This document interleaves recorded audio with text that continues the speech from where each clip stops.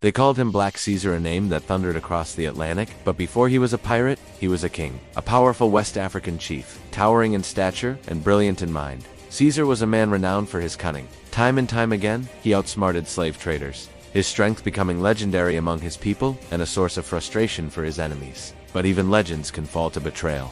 One fateful day, a slaver's ship anchored near his shores, not with weapons, but with glittering promises of wealth and trade. Lured aboard with his trusted warriors, Caesar walked into a meticulously laid trap. The moment they were on deck, the anchor was raised, the sails unfurled, and the proud chief was stolen from his homeland, bound for the Americas. On that horrific journey across the ocean, most men would have been broken by despair. Not Caesar. He refused food, refused water, and most importantly, he refused to submit.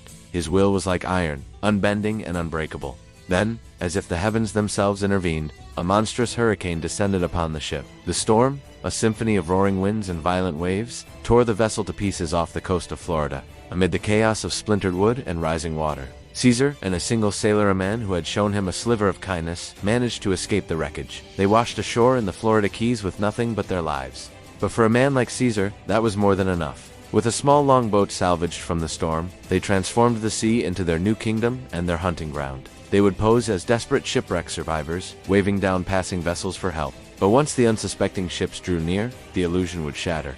At gunpoint, Caesar and his companion would relieve them of their cargo. The legend of Black Caesar, the ghost of the Caribbean, was born. He amassed a fortune, with rumors still whispering of his treasure buried somewhere on Elliott Key. But Caesar's ambition was far too great to be contained in a small longboat. He recruited a crew, built a small fleet, and his infamy grew. His prowess eventually caught the eye of the most feared pirate of them all, the notorious Blackbeard. The two titans joined forces, ruling the seas like twin storms, their names striking fear into the hearts of every sailor. Their reign, however, could not last forever. The Royal Navy, determined to end the golden age of piracy, hunted them down. In a final epic battle, Blackbeard, facing certain defeat aboard his flagship the Queen Anne's Revenge, gave Caesar one last command. If the ship was to be taken, Caesar was to light the powder magazine and blow it to the heavens, ensuring it would never fall into enemy hands. The battle was a tempest of cannon, fire, smoke, and steel. Black Caesar fought with the heart of the king he once was, and the ferocity of the pirate he had become. But in the end, he was captured. His journey, which began with royalty in Africa,